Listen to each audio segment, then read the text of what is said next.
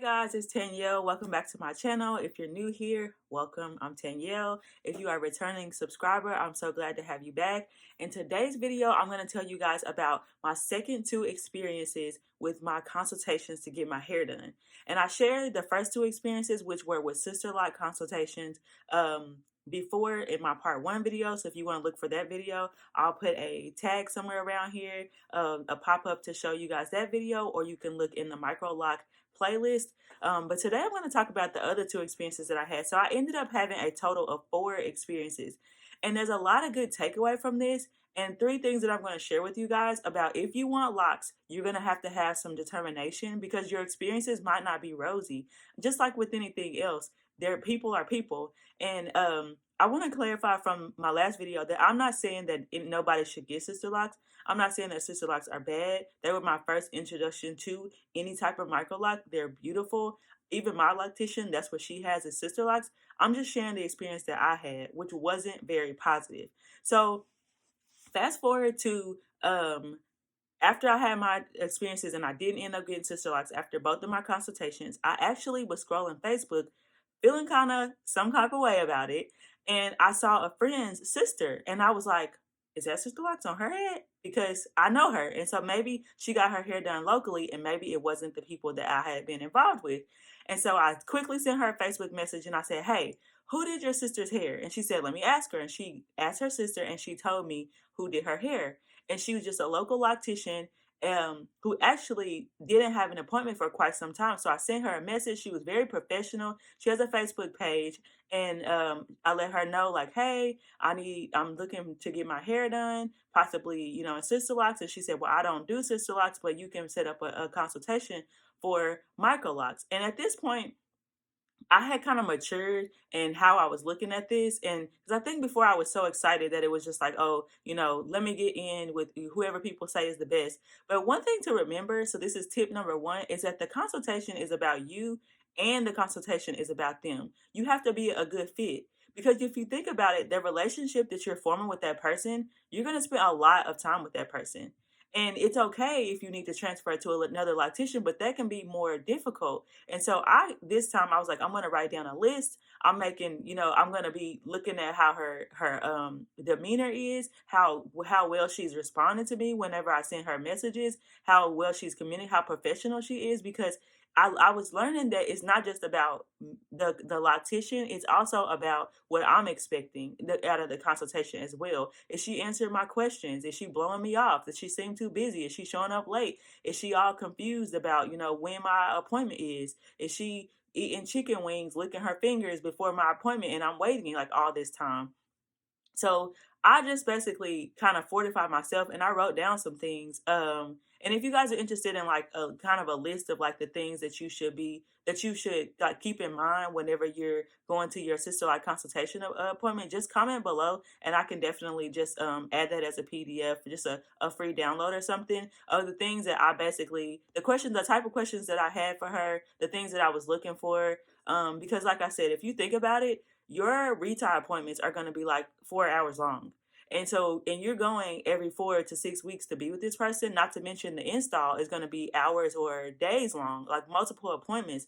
And you're making a big investment and you want that investment to be something that you feel comfortable with. And the person that you're making that investment with in yourself and in your hair to be somebody who is not just who was available and who might have been the cheapest. So she got my consultation schedule. She was really pleasant. It still was a ways out because it's just the way it is. I think I made that appointment in like January, and she worked with me because since I'm a teacher and she knew it was going to take multiple days, she takes breaks before, the day after, and she takes 2 days blocked off to get your hair done. And so it ended up being the week of spring break when I was able to get my hair done. This is what happened when I got there. So I got there and she was already there and there was nobody else there, which I was like, oh well, I don't have to like wait or anything like that. She's not like triple and quadruple booked. She introduced herself. She asked me, what I was looking for out of having a lock journey. She took a look at my hair. She talked to me a little bit about like what she would classify my hair as, and she looked at my scalp and she said your hair is low density and your hair is fine. And, you know, I was nervous at that point, like, am I a good candidate for this? Because I was told that, you know, I couldn't get sister locks because, you know, of the size. And she did look at my hair and she's like, she was right. And honestly, she did you a favor because she could have just taken your money and made them whatever size and you would have never known. And so she did a little measuring and she just basically made it clear that, like, she's like, I have sister locks, but I installed micro locks and I use a different tool. She showed me the tool and she was like, my grid is just the grid that I come up with. She has a standard grid that she does. Here's some of the cases that I have done and what people's hair is like. And she kind of showed me some pictures because I told her I was nervous about having fine hair. She showed me some pictures of people that had fine hair, that had low density hair, what results I should expect. Told me how long it would probably take for my hair to lock. She's like, to be realistic, this is how long it should take. The only thing that wasn't like real clear that I wish I had included in asking her was about how long she thought it might take to get it done. I just had in mind, like, in my mind when she said 2 days, and if you know, you know, because you got your hair done, I was like, I'll get there at 8, I'll leave at 5. I'll get there at 8, I'll leave at 5. Like if you were getting micros or something. When she meant 2 days, like she for real meant 2 days, guys, it took 32 hours to get my hair done. We watched almost an entire season of Bones, which I'll share my actual installation experience later. But I left there that day. She did in an inintrusive place, which I also liked because the first lady did the tester lights right kind of like in the center, and I couldn't really see them, and so I still had loose natural hair, and so I'd be washing my hair and I would catch them with my detangler. She did them like right on the edge, right back in this area back here, which I appreciated because then I could single them out and like kind of see how that like protect them when I would detangle and do things like that. At that time, she measured my hair. She let me know I had like 12 to 14 inches of hair. And based on that, this is what she expected the cost to be in addition to what my deposit was or what I paid for my consultation appointment. The consultation was a little bit cheaper than a sister-like consultation appointment, but also it did not include the first retie in that appointment. So after that, she's like, if you want to think it over, you can. This is my, here's the link on Facebook for you to schedule back that appointment. And of course I was like, I've seen your work, girl. Give me an appointment now. And it ended up being that, I had to come back in, I think it was like a month or two before she had enough availability for those 2 days that it took for an installation. So that would be my tip number one, is to consider it not just a consultation for you, but also in your mind, make it an interview for the person who's going to be doing your hair. I felt comfortable, unlike with the first lady, knowing that she would be there on time, that she stood behind her work, and that she was very good at explaining things that would happen to my hair and any questions that I had. She didn't make it seem like I had like way too many questions or anything. And again, I'm not saying that it's that specific to sister lock, because I know a lot of people now at this point being in this community that do sister locks. It's individual, but it kind of tainted that for me at the time before I kind of got my mind cleared and realized that people are people and that's just how it's going to be. Reverse and kind of going backwards to my very first consultation that I forgot to mention before I ever went to a sister lock consultation.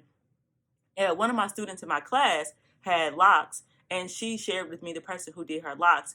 And it was kind of sus, which I didn't know, of course, at the time, how the community was, what to expect and stuff, because I've been loose natural for 10 years. And in that 10 years, nobody did my hair unless I went and gotten it straightened or trimmed. And then I even stopped getting it straightened for like 3 of those, the last 3 years of those 10 years. And so I didn't go get my hair done. But the lady, first of all, she gave me the address. And when she gave me the address, I didn't realize it was like in her apartment. And then I got there and she was there and she kind of was like, hey, how you doing? And she's like, I work at Walmart. I do this on the side. And I was like fine with it. I was like, if it's going to be cheaper, then I've seen the examples of what she's done. It's going to be okay. But what ended up happening with her was that there was a lot of confusion about what sister locks even were. Like she was like, I can lock your hair by palm rolling it. She was from, I think, Jamaica. She was so sweet, but there was like a barrier in between, like understanding that I want to interlock. So she actually, I like showed her on my phone. I was like, no, this is what I'm talking about. And she's like, the only interlocking I know, she told me the only interlocking I know is putting extra hair into the lock, which is what I do, I guess, with like Caucasian people who have like straighter hair in order to help get it started. I don't know. I left there knowing that I wasn't going to have her do my hair. It just didn't rub me the right way. But it was kind of one of those things where it was recommended by somebody I knew, and I didn't want to just not show up at, even though I had reservations, as I was driving up and like kind of ghost on her. So I went through with the process anyway. Um, and with that, she did put some tester locks in, but she was using a crochet hook to interlock. And I think the lock was much too loose because it didn't take but like a day and they had unraveled from my hair. She just kind of, my hair wasn't necessarily prepared for that. And then she didn't interlock it tight enough or use a small tool. She just used a crochet hook and it was too loose. The next thing I would say about a person who is thinking about having a consultation done is to do your research before you get there, because your consultation is part of your investment. So first, make sure that you kind of have questions that you can have answered when you get there, but also do your research before you get there about things like how long the process is going to take. It will take hours. I have 532 locks and it took 32 hours to get my hair done. How big you think you want your locks to be? How much of a commitment the reties are going to be? Knowing those things, so you basically have a pretty good idea that you do want to get it done before you go. Because with locticians in general, their time is worth money. And so you want to make sure that you're okay with that investment because you are fairly certain that you actually want to have it done. And that would be my second thing. It's like, so, don't be in like the stage where you're still like, oh, I'm not sure. I might want to get it done. I might not want to get it done, because it's an investment of their time and energy and your time and energy, and also your finances. And the third thing I would say is to be, how do I say this in a way that kind of makes sense? Be assertive. That's what I want to say. So not only do you know the questions that you would like to have asked, and you have a good idea that this is for sure what you want to do, but be assertive and be not rude and not have an attitude, but make sure your questions get answered, and not just like a rote like script of like, this is what I do, this is how I do it, this is how much it's gonna cost. Do you want to get it done? Like your consultation with that person, you should leave feeling like you have gotten answers to every question that you have, because with this, it is a lot of commitment of time, energy, and finances, and it's not something that you want to leave feeling questions about. And or make sure that that person is available or is included for you to be able to ask questions that you might not have thought of that you were there before the process gets started. So those would be my 3 tips. Those were my experiences with 2 sister locticians, and then one loctician, and another loctician who has sister locks but does micro locks. And let me add another one in there, is do your research about different types of locks as well. So, and that kind of can come up whenever you're looking for what questions that you have and you're determining if you for sure want to get them, is to do your research about what kind of locks you might be interested in the installation process, and make sure that that person does that. Because like, for example, with my sister, she thought she wanted a certain size locks, but that loctician, because she didn't ask her ahead of time, told her, I only do them this small. So if you want me to do it, they'll be small and they won't be micro, because I don't interlock. I just palm roll, or I just braid, or I just 2-strand twist. So I would say that those would be the pieces of advice I would give. I hope this was helpful, just hearing about how my experience was with going to the consultations. If you can believe it, 4 of them. That's a dang shame. But in the end, I ended up with micro locks. I believe they are very beautiful. I love my loctician. She is super awesome.